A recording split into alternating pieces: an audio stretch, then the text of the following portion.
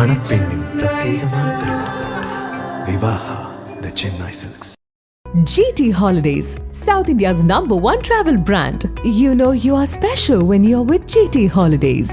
பிப்ரவரி 1 ஞாயிற்றுக்கிழமைக்கு காலையில் ஒரு 11:30 மணிக்கு இந்த பொண்ணு வந்து அவங்க பாட்டி ஃபோனில் இருந்து பேசுகிறாங்க. பிரச்சனையாக இருக்குங்க, மிஸ்டு கால் கொடுத்தேன் அப்படின்னா நீ உடனே கிளம்பி வந்து என்னை கூட்டு போயிரு, தாழ்த்தப்பட்ட சமுதாயத்தை சேர்ந்தவன் அப்படின்லாம் அவங்க பேசுனதை இவர் அந்த ஃபோனில் கேட்டதாக சொல்கிறார். ஆக்சுவலாக என்ன நடந்ததுன்னா, கழுத்தில் வந்து மார்க் இருக்குது, தூக்கப்பட்ட மார்க் இருக்குது அப்படின்னு சொல்லி அரசு மருத்துவமனை, அதாவது பாளையங்கோட்டையில் இருக்கக்கூடிய ஜிஹெச் இருக்கு இல்லையா, அங்கே வந்து பாடி அனுப்பிச்சுறாங்க. மர்ம மரணம் 174 CRPC அதில் வழக்கு பதிவு பண்ணுறாங்க. ரிட்டையர்ட் போலீஸ் ஆஃபீஸர் என்னோட இது என்னென்னா, அந்த கழுத்தில் மார்க் இருந்துன்னு சொல்கிறாங்க இல்லையா, அதை வந்து லிகேச்சர் மார்க் அப்படின்னு சொல்லுவாங்க. இந்த லிகேச்சர் மார்க் எப்படி இருக்குன்னா, கீழே இருந்து மேல் நோக்கி இருக்கும். ஆனால் இதே கயிறை வச்சியோ துப்பட்டாவை வச்சோ புடவை வச்சோ இறுக்கி கொண்டாங்கன்னா யூரின் வெளியே வந்திருக்கும், மோஷன் வெளியே வந்திருக்கும். தூக்கி போட்டு தற்கொலை பழி செஞ்சாலும் வரும், கொலை செஞ்சாலும் வரும். இதை முடிச்சு போடுறாங்க இல்லையா, அவங்க வலதுகை பழக்கம் உள்ள இருந்தாங்கன்னா. அது மட்டும் இல்லை, இப்போ CCTV வச்சிருக்காங்க. இவர் வந்திருந்தா எத்தனை மணிக்கு வந்தாரு, யார்கிட்ட பேசினாரு, அந்த விவரங்கள்லாம் தெரிய வரும். நக்கீரன் நேயர்களுக்கு வணக்கம். இன்று நாம் சந்திக்க இருக்கும் சிறப்பு விருந்தினர் முன்னாள் ACP திரு ராஜாராம் சார். வணக்கம். திருநெல்வேலியில் ஒரு இளம் காதல் ஜோடி திருமணத்துக்கு தயாராகும் பொழுது ஒரு தரப்பில் சொல்கிறாங்க இது வந்து தற்கொலை அப்படின்னு அந்த பெண் வீட்டார் சொல்கிறாங்க. அந்த காதலித்த நபர் என்ன சொல்கிறாருன்னா, இது வந்து ஆணவ படுகொலை தான், இது அதற்கான ஆதாரங்கள் என்கிட்ட இருக்கு, நான் ஃபோன் பேசியிருக்கேன் அப்படிங்கிறாங்க. ஆனாலும் போலீஸார் இதில் இன்னும் விசாரணை வந்து இப்போ தான் வந்து உடற்கூறாய்வு பண்ணியிருக்காங்க. இன்னும் முழு அறிக்கை இன்னும் வெளியாகலை. அதே நேரம் போலீஸார் மீது குற்றச்சாட்டப்படுகிறது, இது வந்து மூடி மறைக்கிறதுக்கான வேலையெல்லாம் போலீஸார் இறங்கியிருக்காங்க அப்படிங்கிறாங்க. உண்மையிலே இது என்ன விவகாரம், பின்னணியில் என்ன தான் சார் நடக்குது? அதாவது திருநெல்வேலி மாவட்டம், தென் மாவட்டங்களிலே பொதுவாக வந்து அந்த ஜாதிய ரீதியான பிரச்சனைகள் உண்டு. இந்த ஜாதிக்கு அந்த ஜாதிக்கு பிடிக்காது, அந்த ஜாதிக்கு இந்த ஜாதிக்கு பிடிக்காது. ஒரு 3 பெரிய ஜாதிகள், அதிகமாக மக்கள் தொகை கொண்ட ஜாதிகள், அவங்களுக்குள்ள அடிக்கடி ஜாதி மோதல்கள் நடக்கும். அதனால் அதில் படுகொலைகளும் நிறைய நடக்கும். இது இப்போ இல்லை, ஆண்டாண்டு காலமாக நடந்துகிட்ருக்கு. இப்போ இது வந்து ஆணவ படுகொலை அப்படின்னு சொல்கிறாங்க. கடந்த ஆண்டு கூட திருநெல்வேலியில் ஜூலை மாதம் 27 சுர்ஜித் அப்படிங்கிற பையன், ஒரு SI, அவங்க அப்பா அம்மா 2 பேரும் SI. இந்த கவின்னு ஒரு பையன் வந்து IT கம்பெனியில் வேலை செய்கிறார் சென்னையில். இவங்களுக்கு எல்லாருமே வீடு வந்து தூத்துக்குடி பூர்வீகம். அங்கே படிக்கையில் அந்த கவினும் இந்த பையன் சுர்ஜித்தோட அக்காவும் ஒன்றா படிச்சிருக்காங்க. அந்த வகையில் பழக்கம். அதில் வந்து 2 பேருக்கும் லவ் ஆகி இந்த விஷயம் தெரிஞ்சு இவங்க என்ன பண்ணுறாங்க, திட்டம் போட்டு அந்த பையனை போன வருஷம் அது நடந்தது, கொலை நடந்தது வந்து பாளையங்கோட்டையில் வச்சு நடந்தது. ஒரு 6 மாதத்துக்கு முன்னாடி. ஆமாம், ஜூலை 27 நடந்தது. அதில் வந்து அந்த பையன், அவனோட அப்பா அம்மா, அப்புறம் இன்னொருத்தர் 4 பேர் அதில் அக்யூஸ்ட். அவங்க அம்மா மட்டும் கிடைக்கல, மீதி 3 பேர் அரெஸ்ட் பண்ணி ரிமாண்ட் பண்ணிட்டாங்க. இப்போ அந்த பிரச்சனை முடிஞ்சு அது மறைகிறதுக்குள்ளே, மனசுலேருந்து மறைகிறதுக்குள்ளே இன்னொரு சம்பவம் சொல்கிறாங்க. இது வந்து பேட்டைன்னு திருநெல்வேலிக்கு மேற்கே இருக்குது. Tirunelveli town, Tirunelveli junction town, அதுக்கு மேற்கே பேட்டைங்கிறது அங்கேருந்து ஒரு 3-4 கிலோமீட்டர் இருக்கும். அது திருநெல்வேலி மாநகர எல்லைக்குள்ளே தான் வருது. அங்கே வந்து 2 வெவ்வேறு பகுதியை சேர்ந்தவங்க, ஆனால் 2 பேருமே ஒரே பேட்டையை சேர்ந்தவங்க தான். அதில் வந்து இந்த பெண், அவங்க பேர் சிவமதின்னு சொல்கிறாங்க. அந்த சிவமதி வந்து 2nd இயர் BSc பாளையங்கோட்டையில் ஒரு கல்லூரியில் படிக்கிறாங்க. அவங்க அப்பா பேர் பச்சிராஜன், அவர் டிரான்ஸ்போர்ட்டில் டிரைவராக இருக்கார். அவங்க அம்மா ரேவதி, அவங்க வந்து ஸ்கூல் டீச்சராக இருக்காங்க. அந்த ரேவதியோட உடன் பிறந்த சகோதரர் பழனின்னு ஒருத்தர், அந்த பெண்ணுக்கு தாய் மாமா. இந்த பையன் பேர் ஆனந்த, அந்த பொண்ணை லவ் பண்ணுற பையன் பேர் ஆனந்த கிருஷ்ணன். ஏர்டெல்லில் வந்து டீம் லீடராக இருக்கிறான். அவனும் அங்கே நிலையிலே தான் வேலை பார்க்குறான். இவங்களுக்குள்ளே கடந்த 2 ஆண்டுகளாக பழக்கம் இருந்திருக்கு. பழக்கம் இருந்து அது இந்த பெண்ணோட தங்கை திருமணம் நடந்திருக்கு. அதுக்கெல்லாம் கூட இந்த பெண் வந்திருக்கு. அது தெரிஞ்சு அவங்க வீட்டில் இது கண்டிச்சிருக்காங்க. இந்த சூழ்நிலையில் இவங்க 2 பேரோட லவ்வும் வந்து வளர்ந்துக்கிட்டே போகுது. இதில் என்னென்னா, அவங்க வந்து வேறு சமூகத்தை சேர்ந்தவங்க சிவமதி. ஆனந்தகிருஷ்ணன் அப்படிங்கிற இவர் வந்து அந்த பையன் வந்து தலித் இனத்தை சேர்ந்தவர்.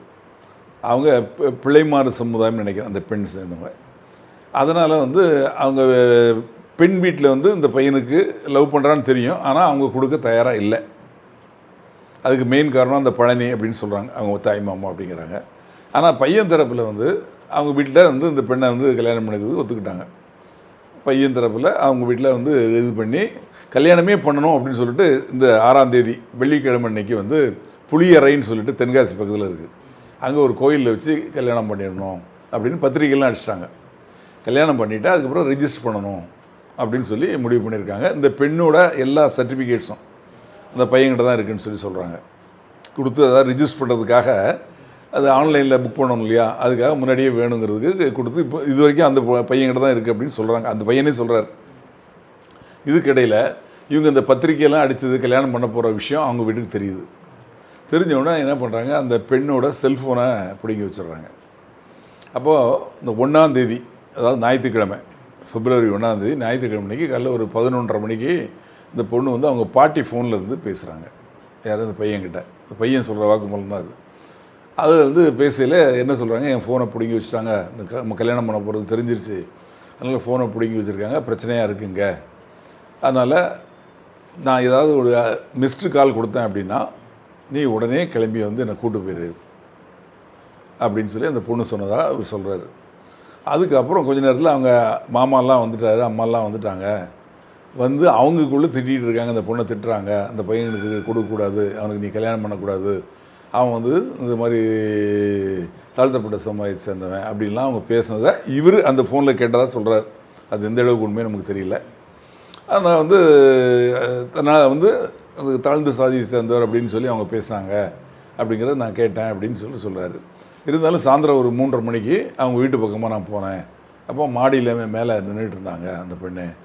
அவங்கள பார்த்து நான் கையை காட்டினேன், அவங்களும் கையை காட்டினாங்க. அப்போ கண்ணீர் விட்டு அழுதுட்டு இருக்காங்க. நீ நாளாக தான் நான் இருக்கேன் அப்படின்னு சொல்லி நான் வந்து செய்கையில் சொன்னேன். சொல்லிவிட்டு நான் வந்துட்டேன். இது நடந்தது 3:30 மணிக்கு. ஆனால் 6 மணிக்கு அந்த பெண் இறந்துட்டு தான் சொல்கிறாங்க. இது வந்து ஆணவ படுகொலை தான். தாழ்த்தப்பட்ட ஜாதி எனக்கு இந்த ஜாதியை சேர்ந்த எனக்கு இந்த பெண்ணை கொடுக்கக்கூடாதுன்னு அவங்க குடும்பத்தார் தான் இந்த பெண்ணை கொலை பண்ணிட்டாங்க அப்படின்னு சொல்லிட்டு இவரோட தரப்பு.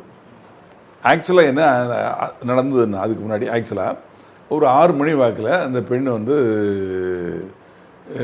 கழுத்தில் காயத்தோட தூக்கு போட முயற்சி பண்ணதில் இறக்கிறப்போ கழுத்தில் காயத்தோட ஹாஸ்பிட்டலுக்கு அவங்க பேரண்ட்ஸ் கொண்டு போகிறாங்க. எங்கன்னா திருநெல்வேலி டவுன், அதாவது பேட்டை டவுன் ஜங்ஷன், திருநெல்வேலி ஜங்ஷன் டவுனில் இருக்க கவர்மெண்ட் ஹாஸ்பிட்டலுக்கு கொண்டு போகிறாங்க.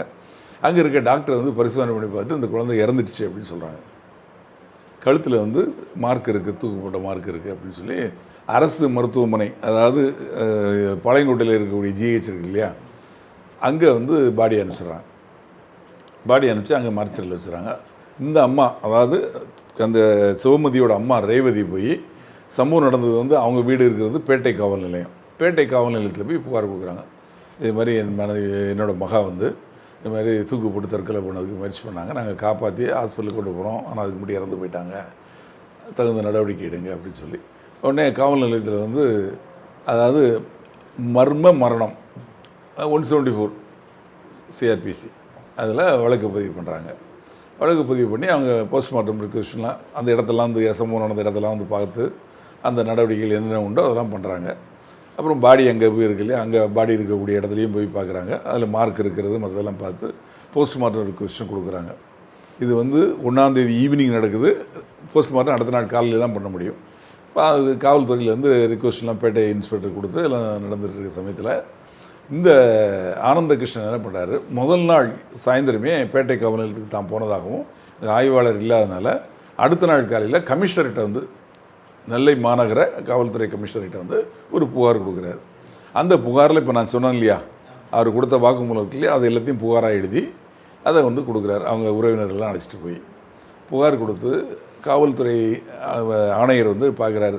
சரி, இன்ஸ்பெக்டர் லெவலில் இதை விசாரிக்க வேண்டாம், ஏன்னா இது வந்து ஆணவ படுகொலை அப்படிங்கிற மாதிரி சொல்கிறாங்க. அதனால் வந்து இன்ஸ்பெக்டர் ரேங்கிலேருந்து அதிக ரேங்க் உள்ளக்கூடிய ஏசி, திருநெல்வேலி டவுன் ஏசி, அவர் இதை விசாரிக்கட்டும் அப்படின்னு சொல்லிட்டு ஆர்டர் போடுறார். அந்த அதிகாரம் கமிஷனருக்கு உண்டு. அதன் பேரில் ஏசி அந்த வழக்கை விசாரிக்கார். அவர் வந்து ஸ்பாட்டை பார்த்து அந்த காயம் போட்டிருக்கிறத பார்த்து அப்புறம் போஸ்ட்மார்ட்டம் ரிக்வெஸ்ட்டும் கொடுத்து போஸ்ட்மார்ட்டம் வீடியோகிராஃப் எடுத்து என்ன பண்ணணுமோ அவங்க முறைப்படி பண்ணுறாங்க. பண்ணி போஸ்ட்மார்ட்டம் பண்ணி பாடியை கொடுத்துட்டாங்க. அவங்ககிட்ட பாடியை எடுத்துகிட்டு மின்மயானத்தில் அவங்க வந்து டிஸ்போஸ் பண்ணிட்டாங்க. இப்போது அந்த பிஎம் சர்டிஃபிகேட் இன்னும் இஷ்யூ பண்ணல. ஆனால் என்ன சொல்லியிருக்காங்க அப்படின்னா, கழுத்தில் உள்ள அந்த காயத்தின் காரணமாக தான் அந்த பெண் இறந்து போயிருக்குது. இருந்தாலும் உடல் உள்ளுறுப்புகள் ஏதாவது விஷயம் சாப்பிட்ருக்காங்களா அந்த மாதிரி இருந்ததுன்னா அந்த உடல் உள்ளுறுப்புகளை லேபுக்கு அனுப்புவாங்க. லேபுக்கு அனுப்பிச்சு அங்கேருந்து ரிப்போர்ட் வரும். வந்த அப்புறம் தான் ஒரிஜினலாக ஃபைனல் ரிப்போர்ட் கொடுக்க முடியும் அப்படின்னு சொல்கிறாங்கன்னு காவல்துறையிலேருந்து சொல்கிறாங்க, சொல்லியிருக்காங்க. அது எந்த அளவுக்கு உண்மைன்னு தெரியல. பட் இந்த வழக்கில் அந்த ஆனந்தகிருஷ்ணன் சொல்கிறது உண்மையாக இருக்கலாம், இல்லை உண்மை இல்லாமலும் இருக்கலாம்.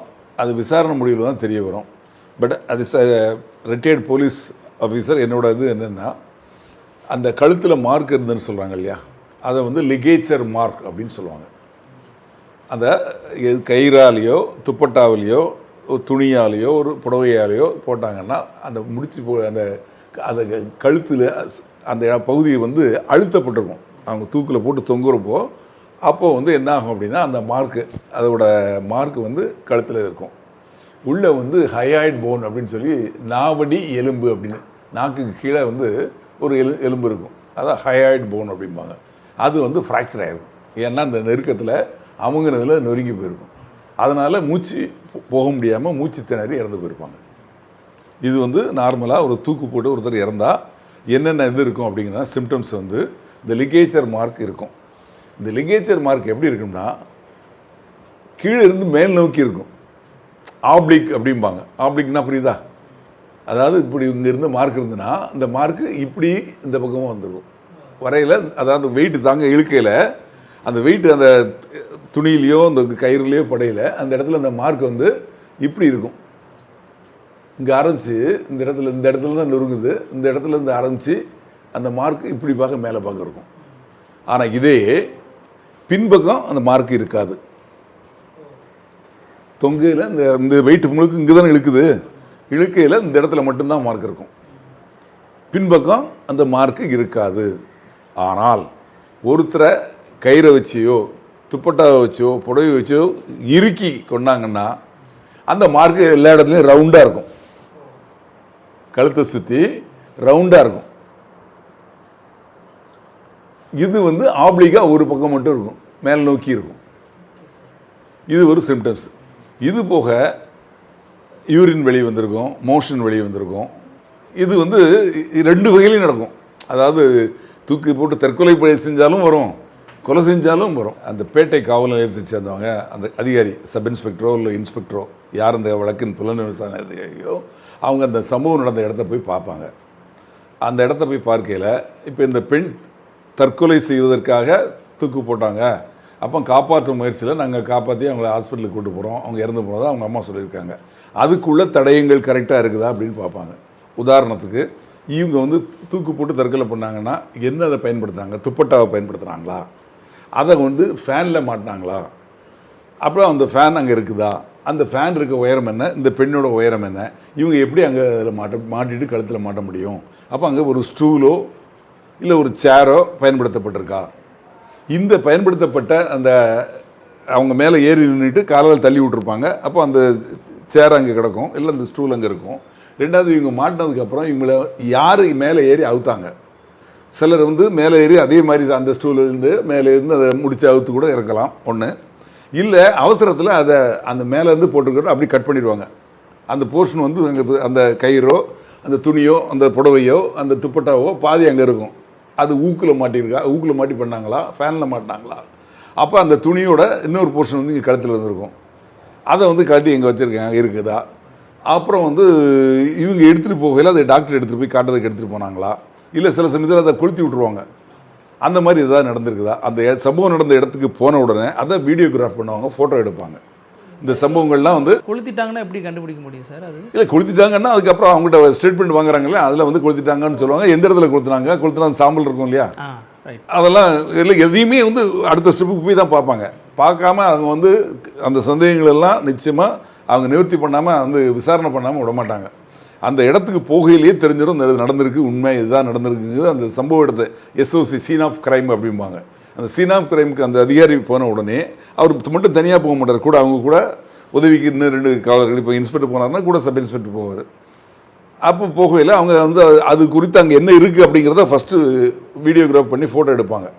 எதையும் அவங்க வந்து டிஸ்டர்ப் பண்ணி, ஏற்கனவே இங்கே டிஸ்டர்ப் பண்ணியிருந்தாலும் கூட தெரியும், அதில் போய் பார்க்கையில தெரியும் என்ன நடந்திருக்கு, எப்படி நடந்திருக்கு அப்படிங்கிறது தெரியும். இன்னும் சொல்ல போனால் சில சமயத்தில் இந்த மாதிரி இப்போ தூக்கு போடையில் அவங்க வாயிலேருந்து ரொம்ப நேரம் இருந்ததுன்னா சலைவா அது ஒழுகியிருக்கும். சலைவானா புரியுதா, எச்சில் வந்து அந்த கழுத்து இப்படி திரும்பிட்டு இருந்ததுன்னா அந்த பக்கமும் ஒழுகியிருக்கும், கழுத்து இப்படி திரும்பிட்டு இருந்தால் அந்த பக்கமும் ஒழுகியிருக்கும். அந்த முடிச்சு போடுறாங்க இல்லையா, அவங்க வலது கை பழக்கம் உள்ளதாக இருந்தாங்கன்னா அவங்க முடிச்சு எப்படி போடுவாங்க? இடது கை பக்கம் போடுவாங்க. இடது கை பக்கம் போடுவாங்க, வலது பக்கம் போடுவாங்க. அப்போ கழுத்து அந்த பக்கமாக திரும்பி இருக்கும். இந்த முடிச்சு கழுத்தில் வந்து லிகேச்சரமாக இருக்குது, அந்த இடத்துல தெரியும் எந்த இடத்துல அந்த முடிச்சு அழுத்தப்பட்டிருக்குன்னு. அப்போ இடது கை பழக்கம் உள்ளவங்களா வலது கை பழக்கம் உள்ளவங்க அதையும் கண்டுபிடிச்சு அது எல்லாத்தையும் அதான் சொல்லணும்ல. விசாரணையில் முழுமையாக அந்த சம்பவ இடத்தை பார்த்ததுக்கப்புறமும் அதுக்கப்புறம் அந்த பாடியை பார்த்ததுக்கப்புறமும் தெரியும்.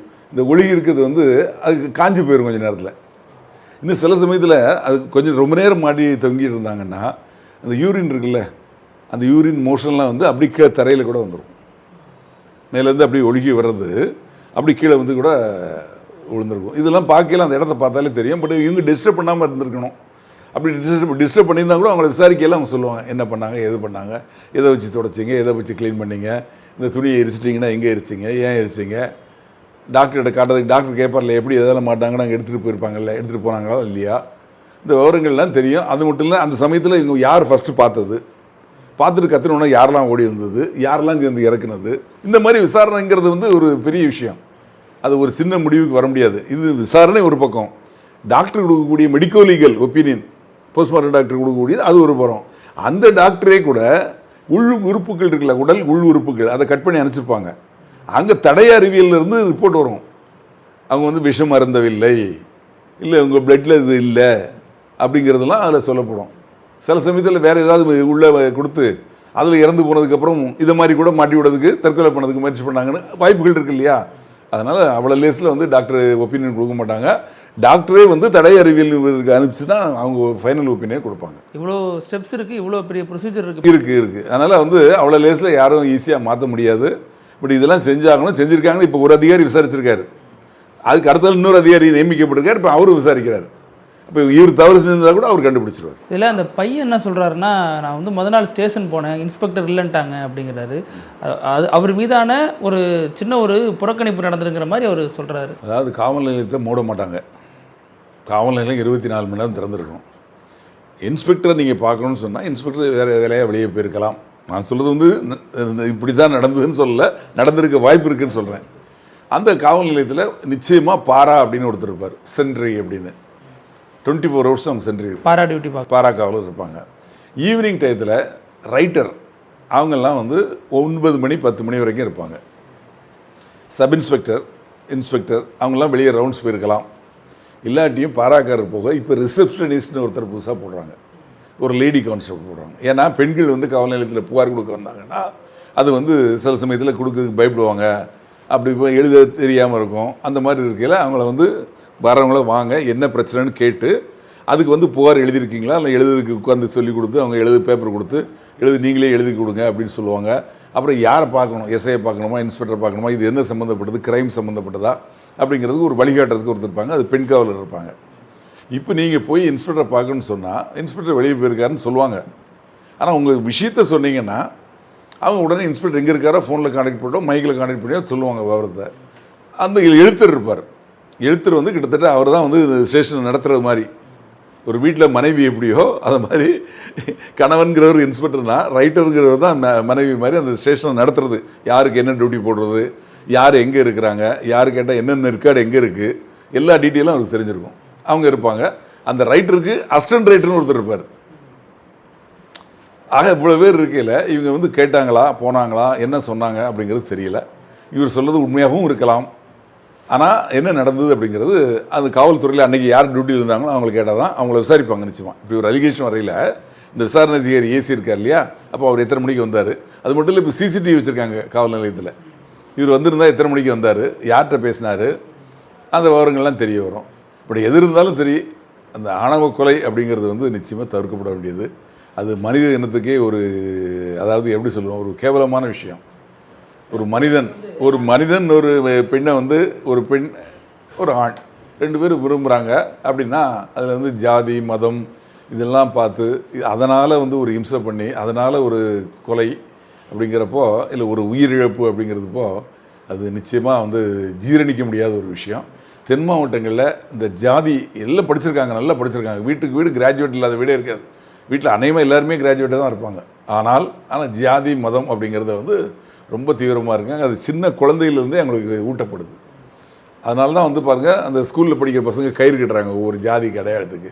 அதே மாதிரி அந்த எதிர்க்கு பாருங்கள் மின் போஸ்ட்டு, அதில் கூட அவங்க எந்தெந்த சமுதாயம் இருக்கக்கூடிய இருக்கோ அந்த அவங்க சமுதாயத்தோட கலர் அடிக்கிறாங்க. மாடுகளுக்கு கொம்பில் அடிக்கிறாங்க. அது மாதிரி அவங்க ஊரில் கோயில் திருவிழா நடக்கல, அந்த சமுதாய கோயில் சம்மந்தப்பட்டது நடக்கல, அதுக்கு தகுந்த மாதிரி வால் போஸ்ட் அடிக்கிறாங்க. அதில் உள்ள அந்த சமுதாய தலைவர்கள் படத்தை போட்டு அடிக்கிறாங்க.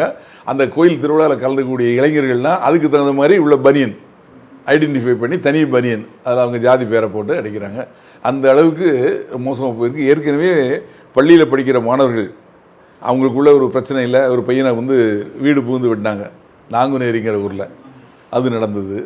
அது மாதிரி அங்கே வந்து சம்பவங்கள் நிறைய நடந்திருக்கு. எங்கள் ஊர் பக்கத்துலேயே, எங்களுக்கு நெல்லை மாவட்டம் தான்.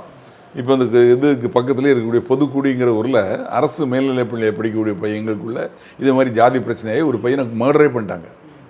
மர்டர் பண்ணி அதுக்கப்புறம் அதுக்கு ரிட்டாலியேட் பண்ணுறதுக்கு இந்த குரூப்பை சேர்ந்த பசங்க அவங்க வீட்டில் போய் வெடிகுண்டு வீசினாங்க. அந்த அளவுக்கு வந்து மாணவர்களும் வந்து அந்த ஜாதி ரீதியாக போகக்கூடிய ஒரு சூழ்நிலை இருக்குது. இது தடுக்கப்படும். இல்லை சார், இந்த மாதிரி வழக்கில் சார் பொதுவாக என்ன குற்றச்சாட்டு போலீஸார் மீது வைக்கப்படுதுன்னா, பெரும்பான்மை சமூகத்துக்கு தான் போலீஸார் எப்பவும் ஆதரவாக இருக்காங்க, தாழ்த்தப்பட்ட மக்களுக்கு தலித் மக்கள்னு வந்துட்டால் இவங்க சைடு போகிற தயங்குறாங்கிற மாதிரி விமர்சனம் தொடர்ந்து வைக்கப்படுது. இப்போது நீங்கள் சொல்கிறீங்க இல்லையா, இப்போ இந்த சம்பவத்தை எடுத்துக்குவோம். இந்த சம்பவத்தை பொறுத்தவரை அந்த புகார் கொடுத்துருக்காரு ஆனந்த கிருஷ்ணன், அவர் தலித் சமுதாயத்தை சேர்ந்தவர். பட் அந்த இறந்து போன பெண் இருக்கு இல்லையா, அவங்க வந்து பிள்ளைமார் சமூகத்தை சேர்ந்தவங்க. அவங்க வந்து ஒரு இந்த 3 பெரிய சமூகத்துக்கு இடையில் அடிக்கடி பிரச்சனை வரும்னு சொல்லணும் இல்லையா, அதெல்லாம் அந்த சமுதாயம் கிடையாது. அப்போ அவங்களுக்கு அவங்க சப்போர்ட் பண்ணுறாங்கன்னு சொல்ல முடியாது. ரெண்டாவது சப்போர்ட் பண்ணவும் முடியாது. இதில் என்ன பிரச்சனைன்னா, க்ளீனாக போஸ்ட்மார்ட்டம் சர்டிஃபிகேட்டில் க்ளீனாக சொல்லியிருக்கோம். இப்போ நான் சொன்னேன் பார்த்தீங்களா உங்களுக்கு விளக்கம், இது வந்து நான் ஒரு காவல்துறை அதிகாரியாக வேலை பார்த்தனால, ஆனால் டாக்டர்ஸ் இதோட அதிகமாக படித்தவங்க, அவங்களுக்கு நிச்சயமாக தெரியும். அந்த போஸ்ட்மார்ட்டம் பண்ணக்கூடிய டாக்டர்ஸ் இருக்காங்களே, அவங்களுக்கு இதை பற்றி தெளிவான ஒரு முடிவுக்கு வந்துடுவாங்க. வந்து அவங்க என்ன கொடுக்குறாங்களோ சர்டிஃபிகேட், அதை பொறுத்து தான் நடவடிக்கை எடுக்கும். அங்கேயுமே ஒரு கான்ஸ்பிரசி தேரி சொல்கிறாங்க சார், இது வந்து அரசுக்கு கெட்ட பேர் ஆகிடும் அப்படிங்கிற அடிப்படையில் இது அரசே முடிமுறைக்கு காவல்துறைக்கு ரகசிய உத்தரவுலாம் இருக்கலாம் அப்படிங்கிற மாதிரிலாம். இப்போ இப்படி இருக்கிற மார்க்கை இப்படி இருந்துன்னு சொல்ல முடியுமா? ஃபோட்டோ எடுத்துருப்பாங்கல்ல, வீடியோகிராஃப் பண்ணி தான் அந்த ஃபோட்டோவில் தெரியும்ல, இந்த பக்கம் மார்க் இப்படி இருக்குதா, ஆப்ளிக்காக இருக்கா இல்லை ரவுண்டாக இருக்கா அப்படிங்கிறது முன்னாடியே தெரியும். பின்பக்கமும் புரட்டி பார்த்தாலும் தெரியும், அதில் காயம் அந்த மார்க் இருக்குது இல்லை அப்படிங்கிறது தெரியும். போஸ்ட்மார்ட்டத்தை ஃபுல்லாக வீடியோ எடுத்திருக்காங்க. அதில் அந்த நாவடி எலும்பு நொறுங்கியிருக்கா, எப்படி நொறுங்கியிருக்கு அப்படிங்கிறதும் பார்ப்பாங்க. எல்லா விஷயம், அதாவது இதுக்கு கரஸ்பாண்டிங் இன்ஜுரி உள்ளே இருக்கும். இந்த வெளியே தெரியக்கூடிய காய தழும்பு தான், ஆனால் உள்ளே வந்து அந்த காயம் இருக்கும் இல்லையா, அந்த காயத்தில் தெரியும். எதனால் இந்த கேள்வியெல்லாம் வைக்கிறாங்கன்னா சார், கடந்த முறை நீங்கள் சொன்ன மாதிரி 6 மாதத்துக்கு முன்னாடி நடந்த கவின் கொலை வழக்கில் அந்த சம்மந்தப்பட்ட நபருடைய மனைவி, அவங்களும் போலீஸ் தான், அவங்க இன்னும் தலைமறைவாக இருக்காங்க, அவங்கள கூட போலீஸாரால் பிடிக்க முடியல அப்படின்னா இந்த சமூகத்துக்கு எதிராக இருக்காங்க, இன்னொரு சமூகத்துக்கு, அந்த ஒரு நெரேட்டிவ். அதில் வந்து அந்த 3 பெரிய சமூகங்கள் இல்லையா, அதில் 2 சமூகத்தை சேர்ந்தவங்க. அதனால் வந்து அங்கே அந்த பிரச்சனைகளுக்கு வாய்ப்பு இருக்குது. அதாவது அதுதான் உண்மைன்னு சொல்ல வாய்ப்பு இருக்குது. ஆனால் இதில் பொறுத்தவரை அப்படி இல்லை. ஆனால் அதனால் இது நியாயம் நடக்கும் அப்படின்னு எதிர்பார்ப்போம். காவல்துறை வந்து கமிஷனர் வந்து மணிவண்ணன் சார், அவருக்கு ஏற்கனவே அங்கே டிசியாக வேலை பார்த்தவர், அங்கே எஸ்பியாக வேலை பார்த்தவர். அவருக்கு தெரியும் அந்த ஊரோட நேச்சர் என்னங்கிறது தெரியும்.